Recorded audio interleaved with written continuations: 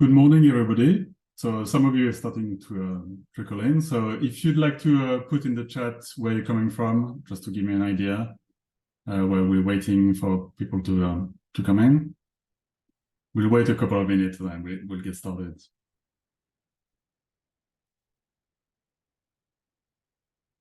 Somebody's coming from France, Romania, Lisbon.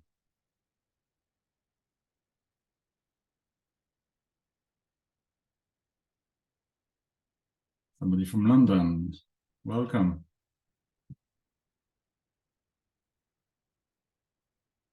Spain.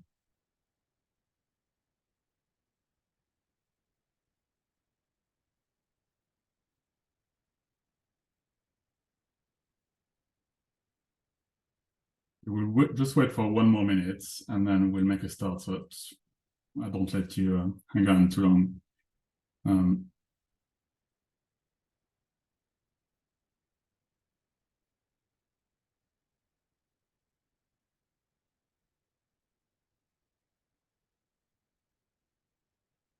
If you've just come in, if you'd like to put in the chat where you're coming from,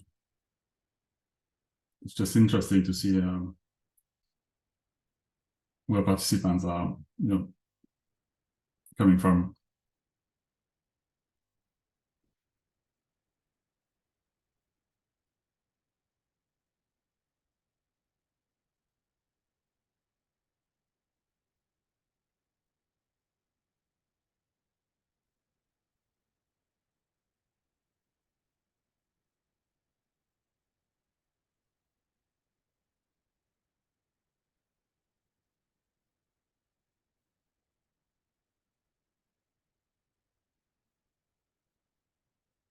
Excellent. So I think we'll make a start because I know it's lunchtime. So you're keen to get on. So I'm going to share my screen.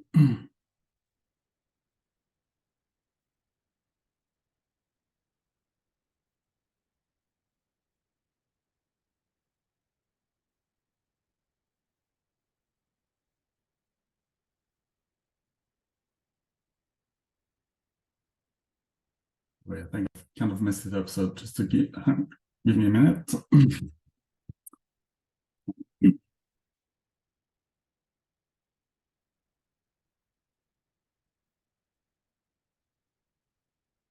What happens when you get too many windows open?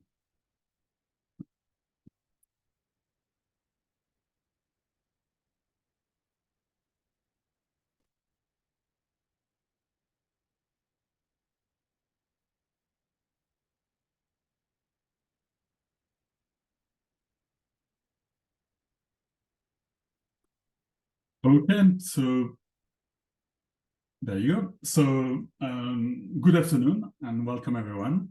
It's 12 p.m. here in the UK. So if you're skipping lunch to attend this session, that means you're really committed. My name is Stéphane Deron, and I'm going to talk to you about how you can make your language lessons more LGBT inclusive. I've taught languages at all levels, from primary to adult education. I'm also the founder of Linguoscope, language learning platform for schools. A few years ago, when the Black Lives Matter movement started, it was clear to me that we needed to do more to adapt the curriculum. We had to find a way to make lessons more inclusive. But of course, inclusivity is not just about race, and gradually I turned my attention to LGBT inclusivity as well. When researching this topic, I could only find some very generic and general advice, but hardly any concrete and practical examples on how to make language lessons more LGBT inclusive. So that's when I came up with the idea of Pride in Languages, a sort of one-stop shop for language teachers looking for practical advice and ready-made resources. So just to get you started, if you could put in the chat, if you had to guess what percentage of your students identify as LGBT. So I'll give you a couple of seconds to write your answer. And then it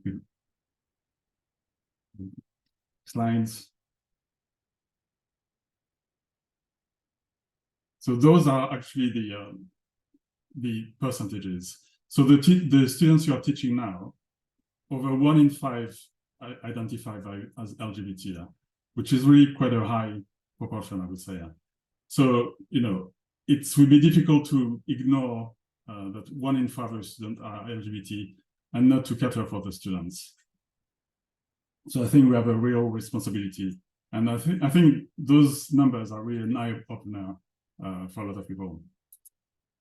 So the aims of Pride in Languages, research has shown that schools can be unwelcoming and hostile environments for many LGBT students. This obviously impacts their well-being, and it can have a detrimental impact on their learning. Studies also show that homophobic bullying is more common than any form of bullying, even in primary schools. 43% of LGBT students don't feel included in the school community. 48% of trans youngsters under the age of 26 have attempted suicide. Again, an eye-opener. Only 3% of students say they have discussed sexual orientation or gender identity at school, be that during lesson time or in assemblies or elsewhere. I think as educators, it is our role to ensure that every student feels safe and included in our classrooms. Very often LGBT topics and issues, LGBT topics and issues are kept invisible in schools. This makes our students feel, well, they think there's something wrong with having a different sexual orientation or gender identity. So it's up to us really to break that cycle. Making your lesson LGBT inclusive doesn't mean teaching whole lessons around LGBT topics or organizing a big LGBT event.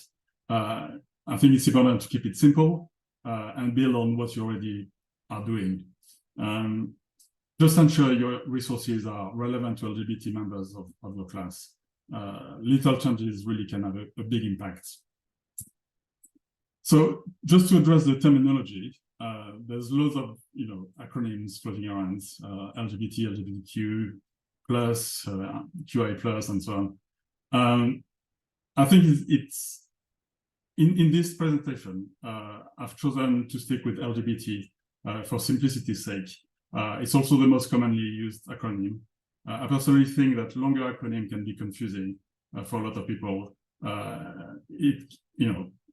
It can feel militant and off-putting for some. So using terminology that is understood and makes sense to everybody, well, makes sense to me. So just know that when I say LGBT, I include all alternative, sexual orientation and gender identities.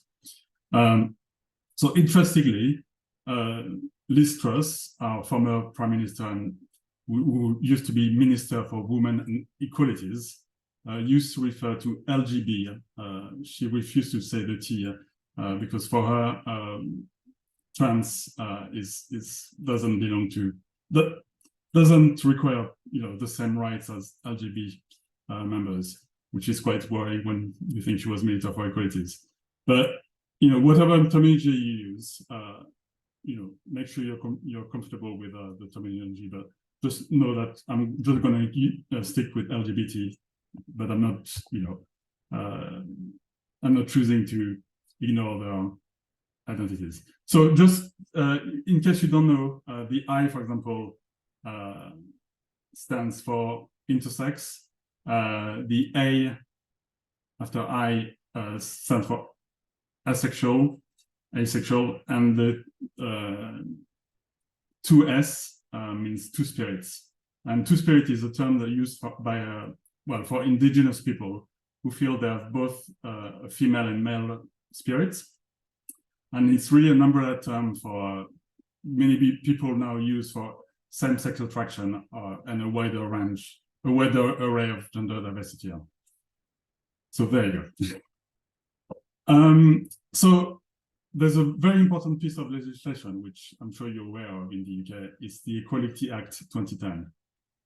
And this act is a very clever piece of legislation it's designed to facilitate discussion and empathy and collaboration between different groups. And we have, under this act, we have as educator a legal duty to eliminate discrimination and foster equality.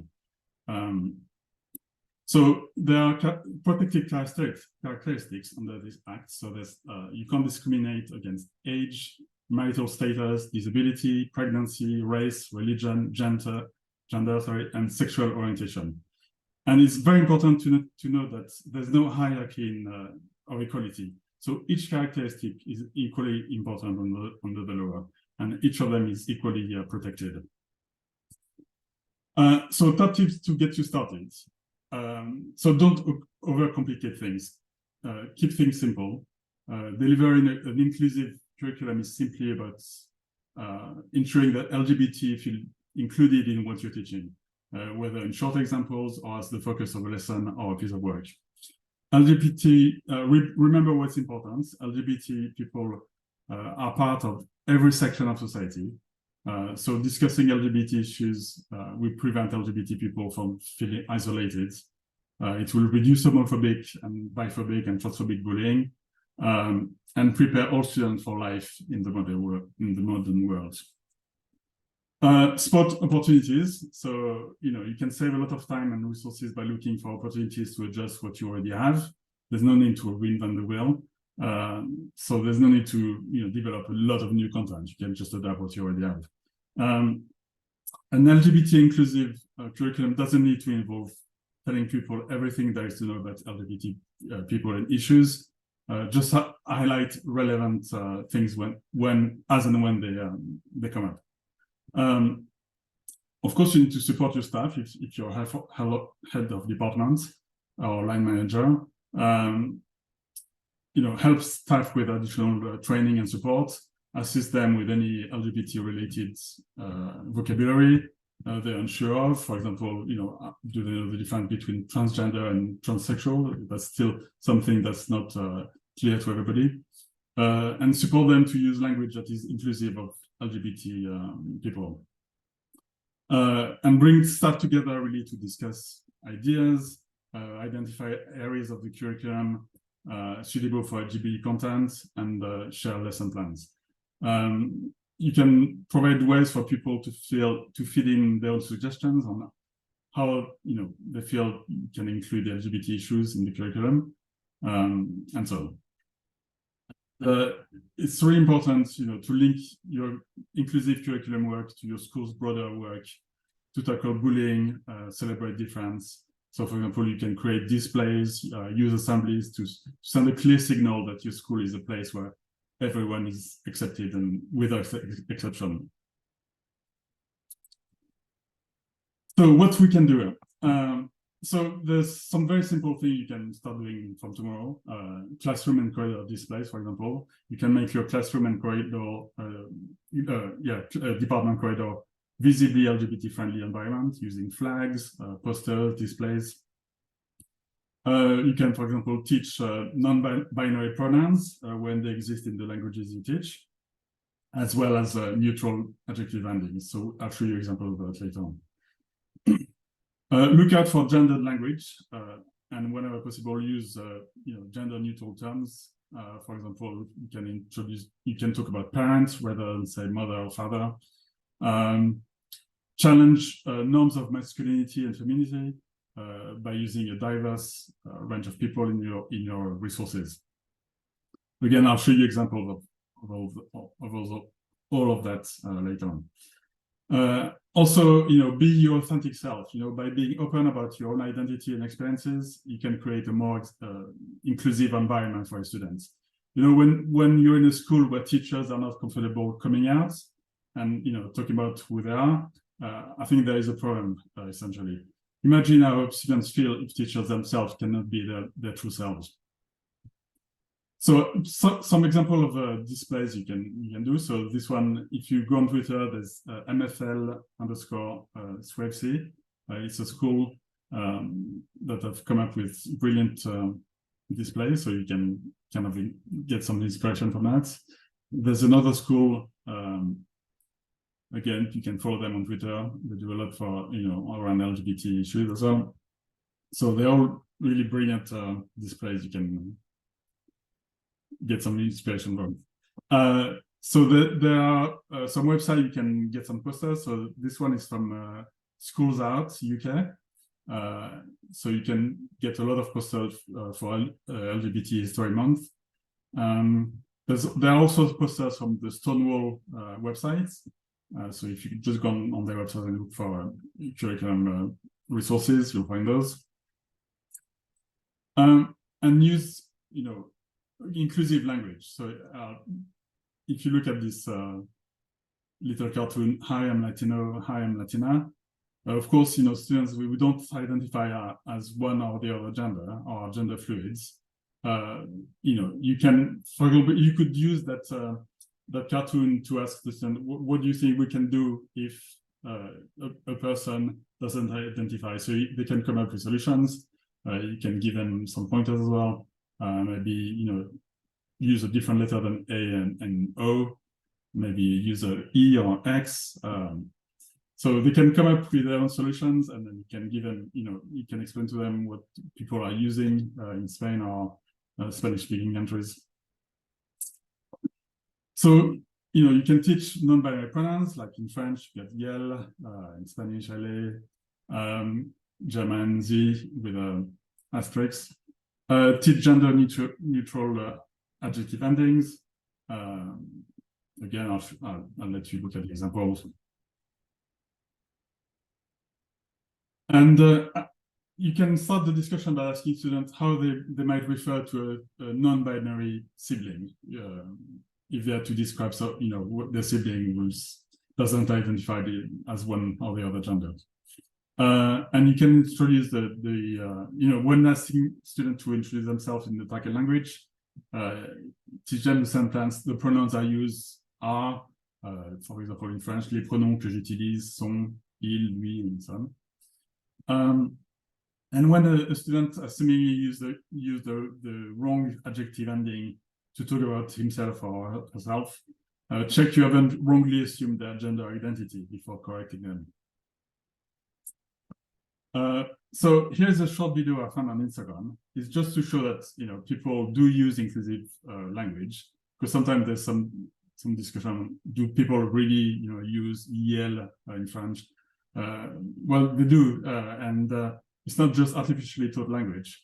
It's something that people do use. So this one is just a funny video. It introduces some useful language, like what are your pronouns. So I'll let you watch. Les gens me demandent souvent, c'est quoi ton pronom? Et c'est très bien de poser cette question. Est-ce qu'il faut m'appeler il, elle, yel? Vous embêtez pas. Appelez-moi Star directement. C'est ce à quoi je m'identifie le plus. Voilà, ça se voit. Bye bye. Okay, I'm not. Can you hear the sound? If you can put in the chat, if you can hear the sound, because I'm not sure. I shared. Okay, perfect, excellent.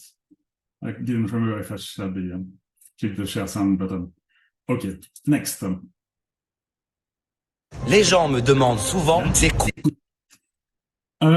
So it's very important as well to look out for gender language and gender neutral terms, and use gender neutral terms when possible. For example, introduce the word for siblings rather than brothers and sisters. So in French, you can say frère. In Spanish, hermane. In German, Geschwister. And instead of referring to mom, dad, you can say parents, caregivers. Because if you ask the student to describe your mom and dad, it's better to say describe your parents or your caregivers.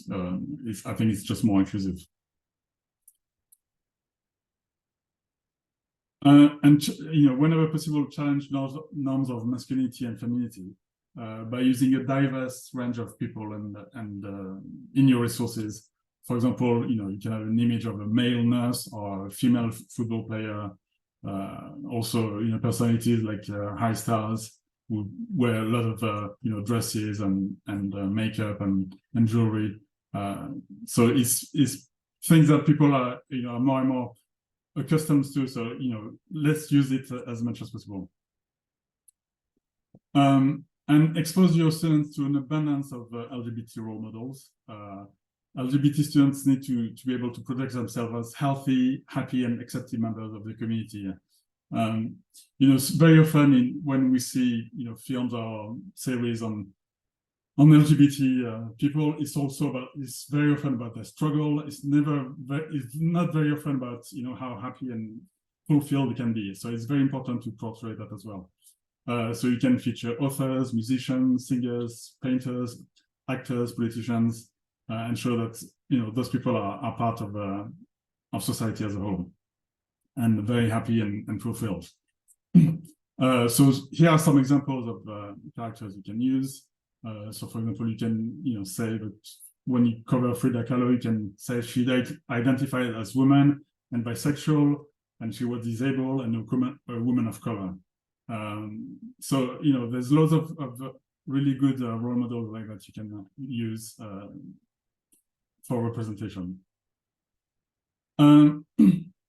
It's a good idea to go through your, to cover schemes of work. So, it's a good idea to go through your scheme of work and see what you can tweak. I don't think you have to rewrite everything. I think there's little thing you can tweak, so that, you don't need to reinvent the wheel. You can easily make a few updates and additions without having to, start from scratch. So, for example, you can add the LGBT inclusive resources to the scheme of work.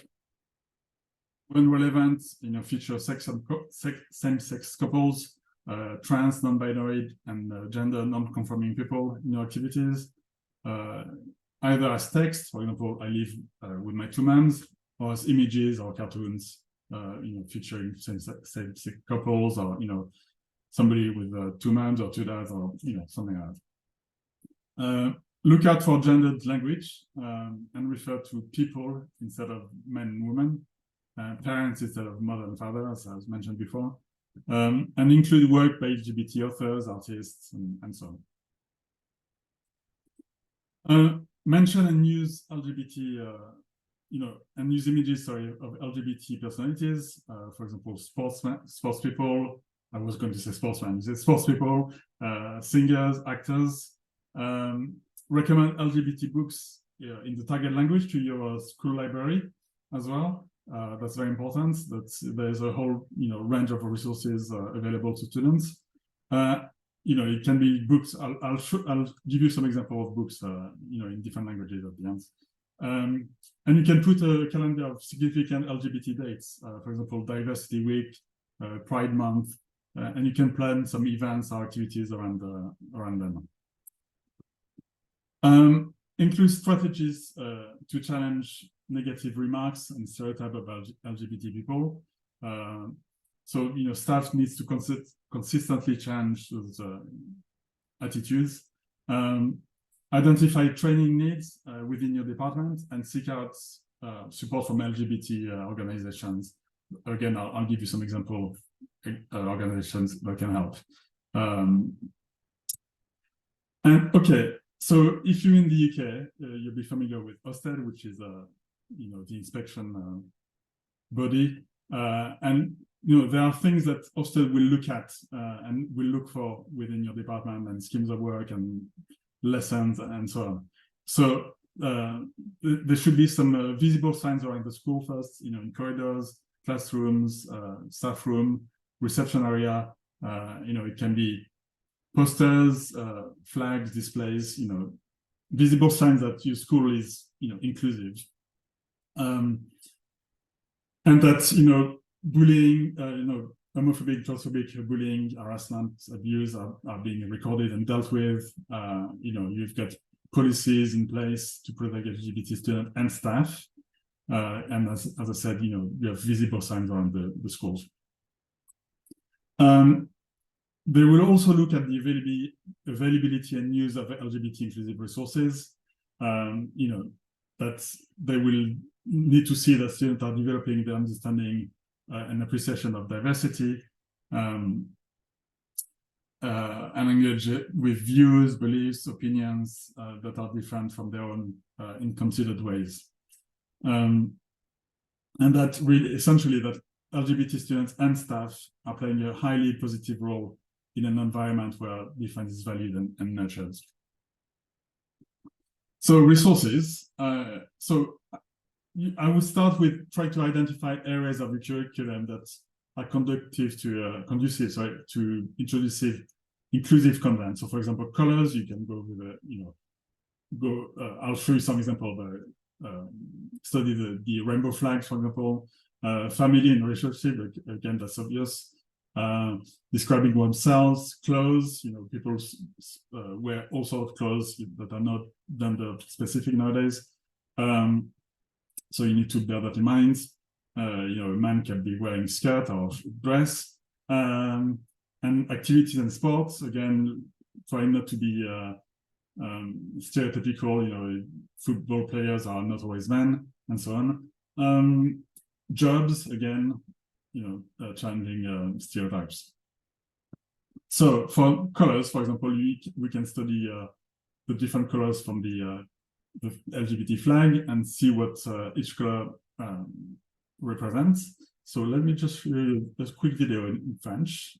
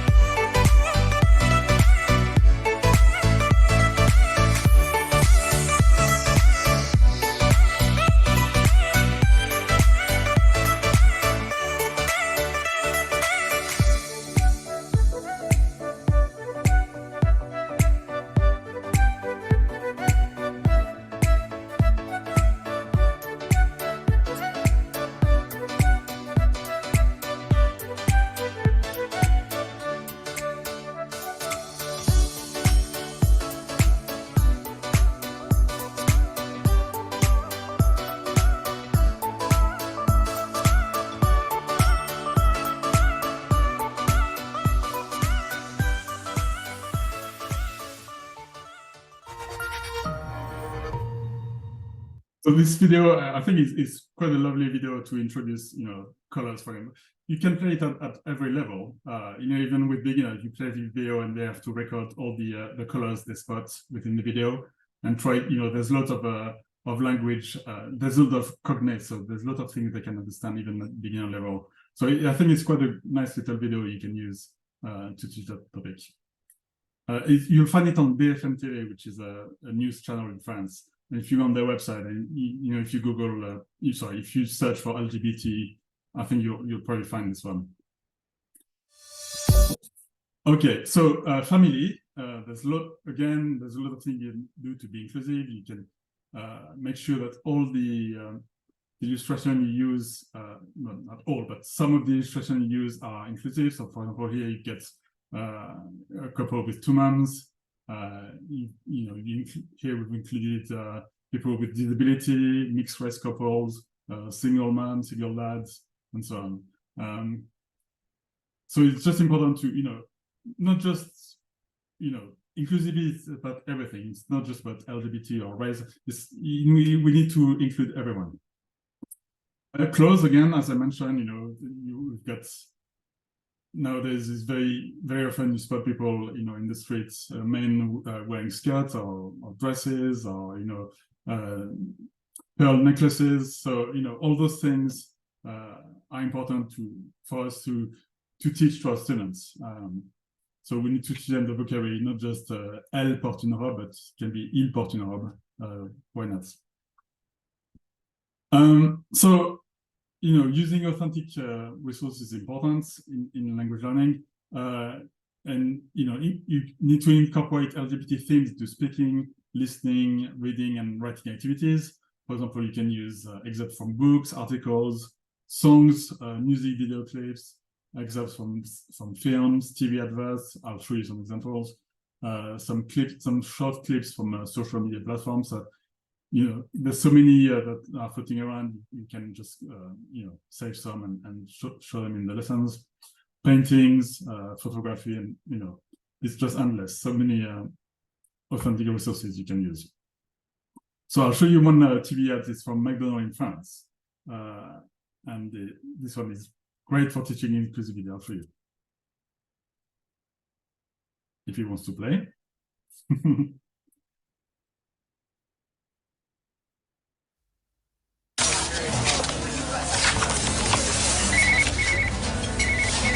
Allô?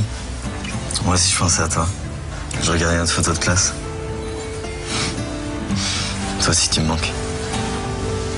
Faut que je te laisse, il y a mon père qui arrive. Je t'embrasse. Tiens. C'est ta photo de classe? J'avais la même tête que toi à ton âge. Je peux te dire, je faisais un vrai carton avec les nanas. Dommage qu'il y ait que des garçons dans ta classe. T'aurais toutes tes chances.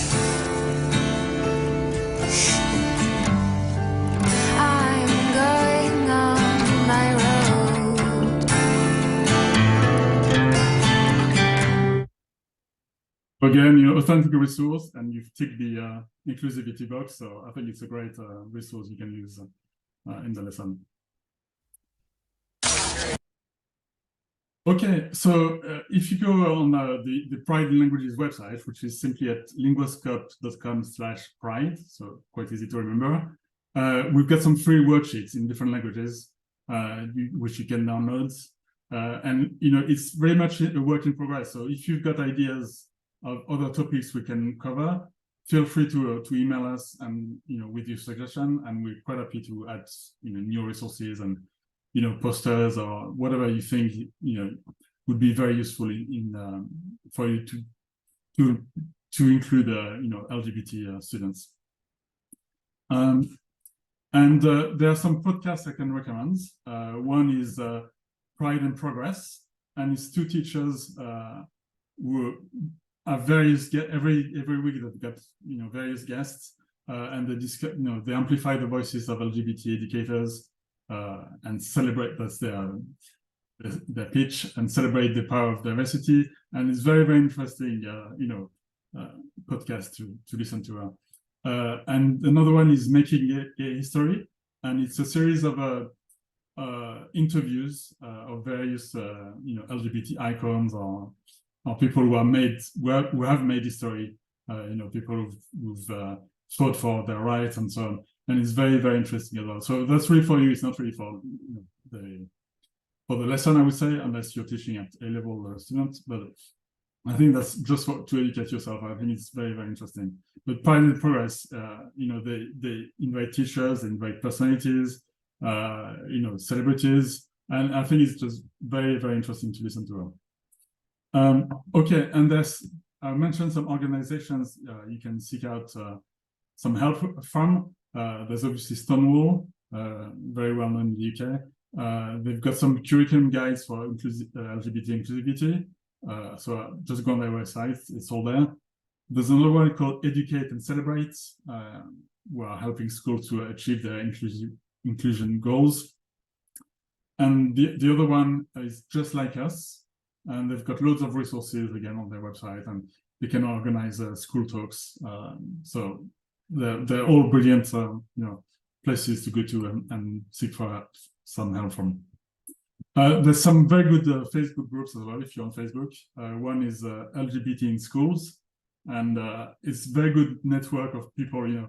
Sometimes people giving advice or asking for advice, or some people may be mentioning a problem they've had, for example, with the parents having an issue with an LGBT topic. So they get support and feedback, and you can ask questions and get answers. And I think it's a brilliant group. And the other one is LGBT Education, which is the Global Alliance for LGBT Education. The first one, I think, is UK-based. Yeah, it is UK-based. The second one is global, but they're both very useful tools. So there's some books I would recommend for teachers. The first one is That's So Gay, and it's about how to challenge homophobic bullying, which can be tricky. if you're not used to it, where do you start? You know, somebody in your student makes an inappropriate comment. How do you challenge it, and how do you deal with it? The other one is celebrating difference, and it's having a whole school approach to LGBT inclusion. So it's probably more for leaders or head of departments. And the other one is queer graphic history, and it's all very graphic. They're all charts, and it's very good and interesting and nice. I recommend this one. And of course, there's books for students. There's lots of recommendations on the Pride in Languages page at linguiscope.com/pride. We've got a whole list of recommendations in different languages. We have just some examples. So it's books you can have in the classroom or suggest to your librarian, because very often, we don't know that, but very often your librarian is desperate for recommendation because they have a budget to spend, and they're waiting for teachers to recommend books to buy. So go to your librarian and say, there's that list of books I think would be great to have in the library, and they'll order it for you. So it doesn't even have to come out of your departmental budget. And it's very important to counter prejudice. There's a lot of, well, let me just play you a couple of videos. And we're going to stop the left-wing radical racists and perverts who are trying to indoctrinate our youth, and we're going to get their Marxist hands off of our children. We're going to defeat the cult of gender ideology and reaffirm that God created two genders called men and women. Well, I just don't know what to say. But let me play this one as well. Listen, we do not need to be teaching this radical LGBT grooming agenda in schools. It's one thing if parents want to do that on their own time. That is a parent's right to do that, with some exceptions, of course. But to bring this in and bake this into a public school curriculum is wrong. And meanwhile, Chinese students are learning quantum physics, and we've got our students learning how to twerk from drag queens. It's not going to end well. This is grooming. This is ideological mind control. It's introducing this to a group of individuals, especially to young kids who have no business learning any of this sexually explicit material. This is not about being anti-gay, or as the incorrectly labeled Ron DeSantis' bill, don't say gay. This is about keeping this out of the classroom because it does not belong there. This is a grooming agenda. It is extreme. It is explicit. It does not belong in front of young children at their school. They should be learning reading, writing, and arithmetic, not this filth. Well, sorry to listen to this, but I think it's important to listen to that, because it's there are opinions that a lot of people share. So it's important to be aware of it. But if you listen to both Trump, especially Trump, and also this woman, it's really catchphrases they use. There's not really any sensible arguments. They have some words they keep repeating, like gay agenda or propaganda or ideology, grooming, but there's nothing really. There's no arguments and prove that there's something wrong with what is being taught in school. And I'll let you listen to Peter Tatchell reply in that. We're going to stop the left, because he's brilliant in his answer. So I'll let you reply and listen to his reply.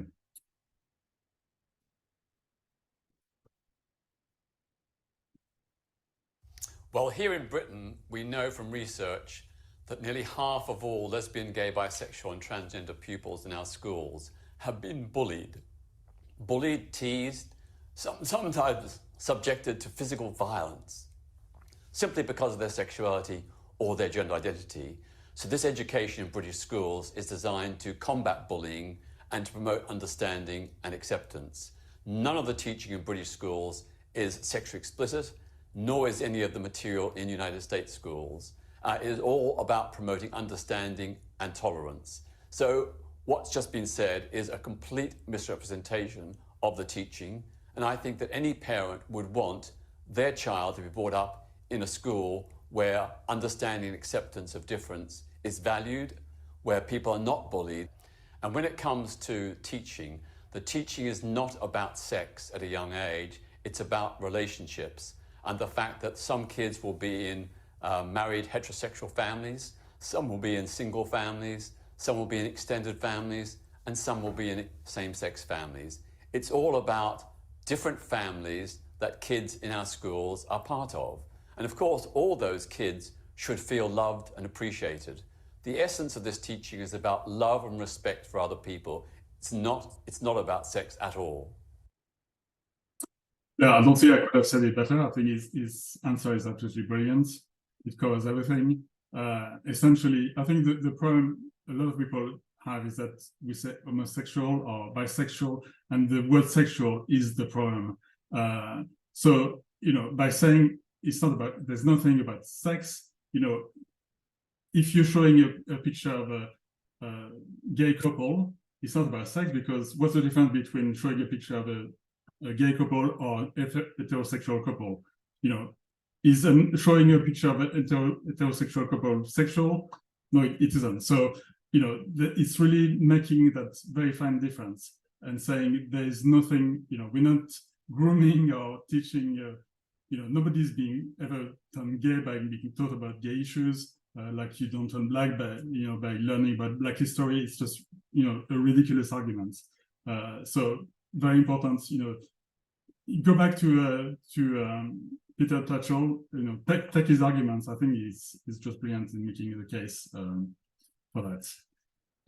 And that's it really.